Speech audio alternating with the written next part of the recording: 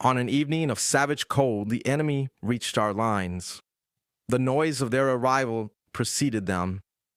For at least 2 hours, we lay with straining ears and straining eyes. Although we could see nothing, voices kept announcing, "Here they are." Our tense imaginations invested the visible edge of our defenses with 1,000 imaginary movements, and 1,000 thoughts and visions whirled through our heads, our distant homelands, our families and friends, and our desperate, passionate loves. We imagined every possible outcome to the imminent fighting: surrender, captivity, flight, or death. A quick death, to be done with it all. Some grasped their weapons all the more firmly, dreaming of a heroic defense which would push the Russians back and hold the line. But most of us were resigned to death, a resignation which often created the most glorious heroes of the war. Simple cowards or pacifists who had been opposed to Hitler from the start often saved their lives and the lives of many others in a delirium of terror, provoked by the accident of an overwhelming situation.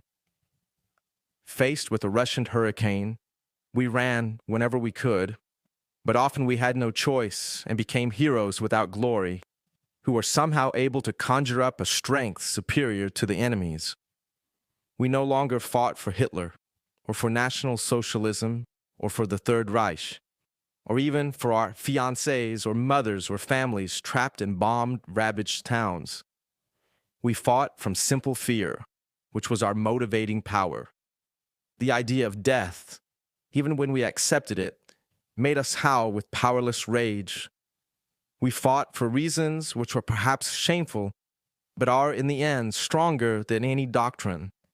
We fought for ourselves so that we wouldn't die in holes filled with mud and snow. Although we were already beaten 10 times over, our terror became a fortress of despair, which the Russians found difficult to breach. We lay huddled against the frozen soil and listened to the growing tumults of their approach. We began to hear distinct, separable sounds. The black potato sack, which was Hals's, changed shape and moved forward toward me. "Do you hear that?" he whispered. "They've got tanks." At first I heard nothing but tanks. Then there was the sound of singing, too, a Russian victory song. It was their turn now to feel the infectious enthusiasm of advancing troops. A year and a half ago, we were marching on Moscow, and I was singing just like that, muttered the veteran. The night wore on. The noise of the Russian advance changed in quality and intensity, but never stopped. The men who had been resting in the izbas came back to their forward positions. Everyone was now in the line. Even the auxiliary services had been organized to defend the village. The front was long and thin. Our division alone held some 60 miles, with the regiment standing elbow to elbow. There were a great many of us, but at least 30 times as many of them. For a long time now, our hands and feet had been hurting us. For the moment, stiffened by cold, they seemed detached and separate from our general nervous tension. On other evenings, the fellows moved about in their holes to keep from freezing. This evening, however, our cumbersome overshoes had been tossed aside and everyone was still. The biting cold passed over us like a silent dream, depositing a film of frost on the earth and on us. Periodically, we had to clear our weapons, and every time the touch of the icy metal struck us like an electric shock. To the east, the Russian troops were silent. All we heard from their side was the disquieting roar of their engines. Occasionally, we heard a horse whinnying, one of our starting beasts protesting the onset of death. The desire for sleep weighed in on us heavily and oppressively as our fear and the cold, and kept overwhelming us for 5 and even 10 minutes at a time to spy our wide-open eyes. Then we would jolt back to reality, to wait for the first hours of morning, a time when men and animals often die of cold. The Russians were taking their time. Since we had caught the first sounds of their new front, a full day had gone by, but nothing more had happened. Had we possessed sufficient strength and equipment, a counterattack would almost surely have been successful. but our orders were simply to resist and hang on. We were operating on a system of 4 hours on and 4 hours off, organized so that a maximum number of men was in the line at any given moment. Many men fell asleep beside their guns to wake suddenly, badly frozen. We were steadily losing sick and wounded men who withdrew on foot or on horseback, and no reinforcements were arriving to fill the gaps. By the next morning, the Russians had still not attacked. We had grown steadily colder and more nervous, and it was difficult to seem calm. One of our planes flew over and dropped 4 sacks of mail. I had 4 letters, 2 from my family and 2 from Paula. All were very out of date, particularly one of the letters from France, which was more than a month old. I devoured Paula's letters, which seemed filled with sadness. She had been sent to a small factory out in the country some 40 miles from Berlin. She said that life in the capital was no longer possible.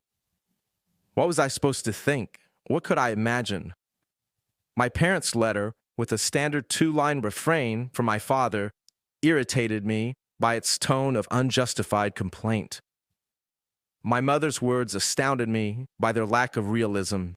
The poor woman begged me to take care of myself, to avoid showing off, to do my duty, but nothing more, to protect myself from meaningless risks. This sort of advice seemed so irrelevant that for the moment I was staggered. I looked up from the letter, yellow against the snow, to the whiteness which veiled the appalling danger threatening us from the east. The pathetic futility of my mother's attitude made my eyes fill with tears. Everyone seemed to be reading a letter whose contents were so unexpected that fellows far older than I were overcome by tears. Others jumped to their feet, screaming like madmen. A close relative or friend had been killed in an air raid. This mail was only upsetting everyone, said a tall fellow next to me as he looked at a friend who was weeping like a child. It seemed we were to be spared nothing. In the afternoon, some patrols were sent out into the whirling snow. Our command had grown tired of waiting and had decided to test the enemy. We heard a few shots, and then the patrols came back, reporting that they had seen a heavy concentration of Russian materiel. I and my comrades were wakened just before nightfall. With pounding hearts, we ran to our forward positions. The Russian tanks were rolling through the storm, and we could feel the vibration of their treads against the frozen ground. Our anti-tank gunners and men with Panzerfaust kept their eyes glued to their telescopic sights, which they had to wipe continually. A few anti-tank trenches had been dug, but these were ludicrously inadequate both in number and size. We knew that if our anti-tank defenses gave way, we were lost, and we nervously clenched our fingers around the anti-tank grenades and magnetic mines which had been distributed. At the pack we were protecting, Hohenheim, Vollers, Friedrich, and others were ready to work the gun. Our visibility had been seriously reduced by falling snow. To the north about of us, an SNG had just opened fire. The rumbling of tanks was louder than ever, but the tanks themselves were still invisible. To the north, fighting had already begun. We could see flashes of light despite the thickly whirling snow and the rapidly growing darkness. Short bursts of anti-tank fire lashed the plain, producing a curious, muffled echo. As the roar of tanks grew louder, we felt our lungs lift.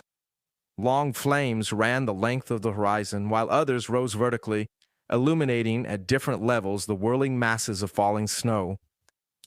Then the sound of tank engines, in the full acceleration, shattered the night and our eardrums.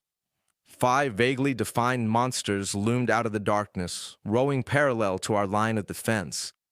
Our anti-tank crew was already firing. Wiener calmly steadied the butt of his FM against his shoulder, and I felt myself stiffen with 1,000 indescribable terrors. Flashes of yellow light burst against the lead tank and the group of T-34s, whose turrets were pointed toward our line. 5 shells had already left white traces on the huge machine, which otherwise appeared to be unaffected by the efforts of our anti-tank gunners. A tank was roaring past us at a distance of about 10 yards. We heard a howling sound and a shell from the Panzerfaust burst against its side.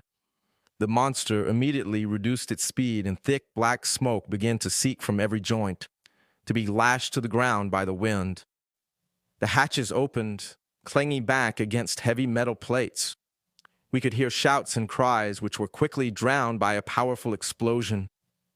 The turret disintegrated, leaving fragments of human beings suspended from the shattered metal in colors, ranging from purple to gold. But there were no cries of triumph from our position, only the barking voice of our pack. One of our shells hit a joint on the back of a second tank, and it too began to pour smoke. Then the cartridges were running through my fingers. Everyone who escaped from the immobilized tank was shot down without mercy. For a moment, we breathed more easily. By now, our surroundings were lit by flames, and we were able to see the Russian tanks before they got so close. One of them had actually crossed our lines, and as it drew near us, we could feel our hair stiffening with terror. The anti-tank crew were working as fast as they could. Within 3 seconds, their gun was facing this new threat. And a shell, fired at the earliest possible instant, was bursting against the enemy's front apron. At this moment of impact, the engine stopped and then began to scream as if it had been thrown out of gear. Simultaneously, somewhere to our right, we were aware of 2 brilliant flashes and heard a long, drawn-out explosion. Another tank began to fire at us, and large pieces of frozen earth hurtled into the air. I no longer knew what was happening. The tank to our right burst into flames, groaning at all its seams. Our gunners were now firing at the second tank, which had penetrated to our rear, and which seemed to be having mechanical difficulties. Then its left side disintegrated in a prolonged explosion. But our attention was drawn to a hallucinating spectacle farther to the rear. A T-34 had driven over one of our positions, crushing our men under its treads. One of our half-tracks, armed with an anti-tank machine gun, was chasing it from behind, firing as rapidly as it could. Our anti-tank crew were in trouble. We fired our machine guns at the Russian monster, which never slackened its speed but continued to make for its lines as fast as possible. 2 shells fired by other tanks exploded beside our half-track, and a third disintegrated it right in front of us. But the enemy tank, believing it was still pursued, vanished into the whirling snow. The Russian armored assault was over. It had lasted for about half an hour and had clearly been testing our defenses. A certain number of tanks had been disabled or destroyed. Their losses were visibly greater than ours. Unfortunately, these losses counted for nothing compared to the vast armada regrouping opposite us. For us, although quantitatively our losses were smaller, the destruction of 4 anti-tank positions in our sector was extremely serious. Despite our sense of inferiority, we all felt much less tense. The carcasses of the Russian tanks looked to our otherwise pessimistic eyes like the slaughtered beast of a triumphant hunting scene. We all knew that it had not been a serious attack. Nonetheless, we had managed to hold off the enemy's most dangerous machines. The possibility that the Russian tanks had been ordered not to advance any further occurred only to the veterans among us. All the younger men preferred to believe that we had stopped them